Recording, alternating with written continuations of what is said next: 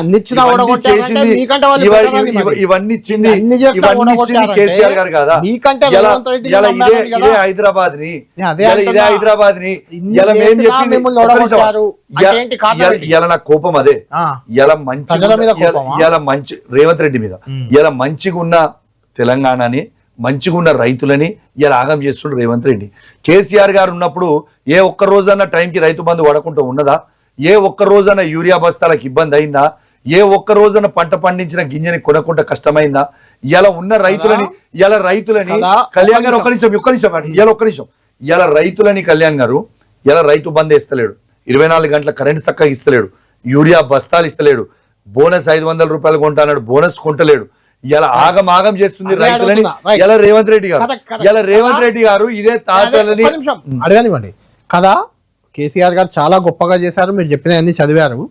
రేవంత్ రెడ్డి గారు ఏమీ చేయట్లేదు, అది కూడా చెప్పారు 100%. అయినా రేవంత్ రెడ్డి ముఖ్యమంత్రి అయిన తర్వాత పార్లమెంట్ ఎన్నికల్లో చిత్తుగా బీఆర్ఎస్ ఓడించారు.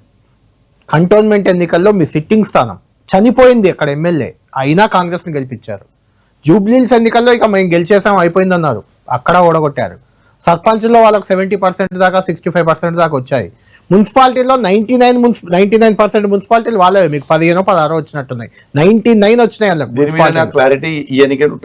వార్డు మెంబర్లు అది కూడా చెప్తాను. మీరు ఏం చెప్తారు ఒక నిమిషం, ఏం చెప్తారంటే మీరు వార్డు మెంబర్లు మాకు 800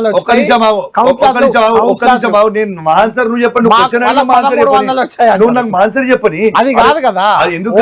మీకంటే వాళ్ళు ముందున్నారా లేదా? ఇన్ని చెయ్యకున్నా రేవంత్ రెడ్డికి ఎందుకు చెప్తున్నా. 12,700 గ్రామ పంచాయతీలలో మేము బీఆర్ఎస్ పార్టీ అధికారం ఉన్నప్పుడు 95% మేము గెలిచినాము. ఇవాళ ఆయనని అన్నాడు 35%, 40% బీఆర్ఎస్ పార్టీ గెలిచిందని. ఒక నిమిషం ఉండని, నేను ఇప్పుడు ఫిగర్స్ తో చెప్తున్నా. 35-40% ఇవాళ కళ్యాణ్ గారు మేము గెలిచినామా అని చెప్పిండు. ఇలా బీఆర్ఎస్ పార్టీ బీఫామ్ మీద మీరు అన్నట్టు మేము 800 మంది కౌన్సిలర్లు మేము గెలిచినాం, 1300 మంది వాళ్ళు గెలిచారు. ఇలా నేను దాని పెద్ద ఇష్యూ కాదు కదా, ఎక్కువగా వాళ్ళ గవర్నమెంట్ నుండి ఇన్ని అరాచకాలు చేసుకుంటూ చేసిందంటే ఏం ఎక్కువ వాళ్ళకి ఓవరాల్ ఓట్ పర్సెంటేజ్ లో వాళ్ళకి ప్రముఖ పేపర్ లో వాళ్ళు రాసింది 15 లక్షల ఓట్లు కాంగ్రెస్ పార్టీ, 10 లక్షల ఓట్లు మాకు పడ్డాయి. 10 లక్షల ఓట్లు is a big number. Opposition లో ఉన్నప్పుడు, మేము అధికారంలో ఉన్నప్పుడు కాంగ్రెస్ పార్టీకి ఎన్ని వచ్చినాయి ఒక్కసారి మీరు చూడండి. ఇలా మేము అధికారంలో ఉన్న 10 సంవత్సరాలలో లోకల్ బాడీ ఎలక్షన్స్ లలో ఇలా కాంగ్రెస్ పార్టీకి ఎన్ని వచ్చినాయి? ఇలా మేము ఆపోజిషన్ ఉండు కాంగ్రెస్ పార్టీ అధికారంలో మేము ఎన్ని వచ్చినాయి? ఇలా కాంగ్రెస్ పార్టీ ఇలా మేము అట్లీస్ట్ మేము ఇలా జూబ్లీస్ ఎన్నికల్లో కొట్లాడినా, ఇలా కంటోన్మెంట్ ఎన్నికల్లో మేము కొట్లాడినా మా డిపాజిట్లు పోలేదు. మాకు డీసెంట్ అమౌంట్ ఆఫ్ ఓటింగ్ మాకు పడ్డది. 75,000 ఓట్లు ఇలా జూబ్లీస్ లో పడ్డాయి.